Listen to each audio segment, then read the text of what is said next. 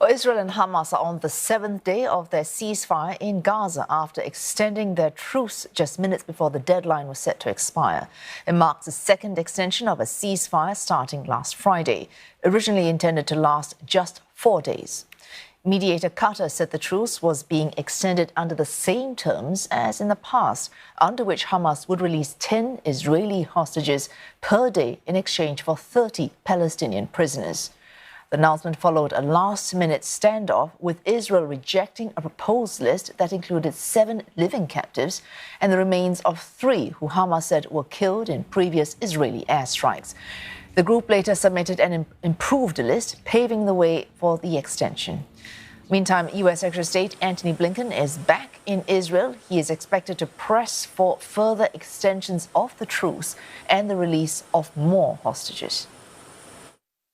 We have seen over the last week the very positive development of hostages coming home, being reunited with their families, and that should continue today.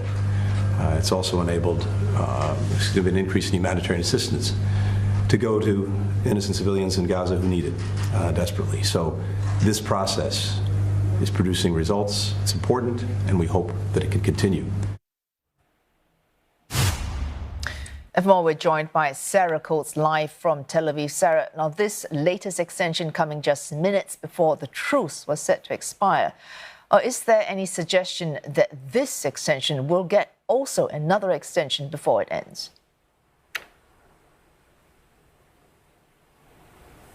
Hello, Wei-Su. Well, look, no suggestion of that right now, but what we do know is there are frantic diplomatic efforts happening behind the scenes to try and secure this pause for another 24 hours at the very least. But look, one of the difficult parts in doing this is the amount of women and children hostages that are actually left in the Gaza Strip. We know, according to Israeli authorities, this is why this 24-hour truce came at such a last-minute time, just 10 minutes before that truce was expected to expire.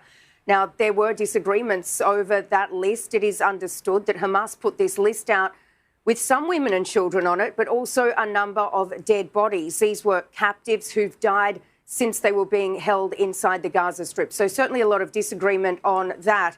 And you can imagine, as the women and children continue to be released back into Israel, then you're left with men, soldiers, and, as I mentioned, bodies. So it's certainly going to be more difficult this time. And Hamas, Palestinian Islamic Jihad, also have been saying that they want a much higher price for these other prisoners. We're talking here soldiers.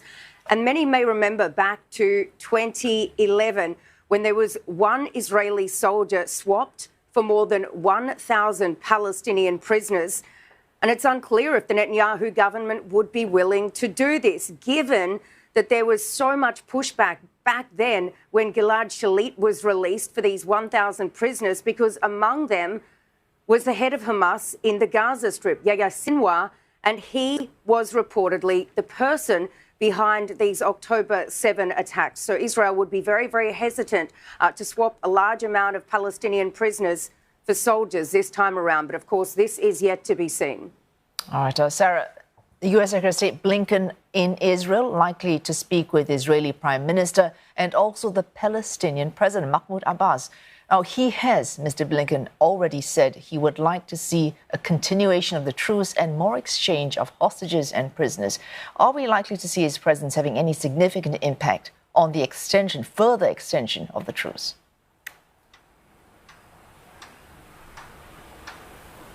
Well, look, that's what is hoped. One of his main goals was to find a durable solution here, also to get more aid into the Gaza Strip. Now, just a little earlier, he met with Israel's President Isaac Herzog. He highlighted the constructive outcomes of this extension. He's right now meeting with the Prime Minister, Benjamin Netanyahu, in Jerusalem, and he's expected to really push Netanyahu there to try and find a solution in this Gaza conflict. As I said, also more aid into the Gaza Strip. We've just heard from the United Nations saying the situation is becoming more dire by the hour, saying that the aid that's going in right now is only being used for critical use. This is in hospitals or people that desperately need it. And winter now is closing in. People down there say they don't have any warm clothing. There's barely any food, and water facilities are also not working. You mentioned there also the Palestinian President Mahmoud Abbas. He will be going to Ramallah a little later on, where he will meet him and hopefully come out with some good takeaways out of this third meeting to the region in 8 weeks. Oh, thanks for that. Sarah Coates live from Tel Aviv.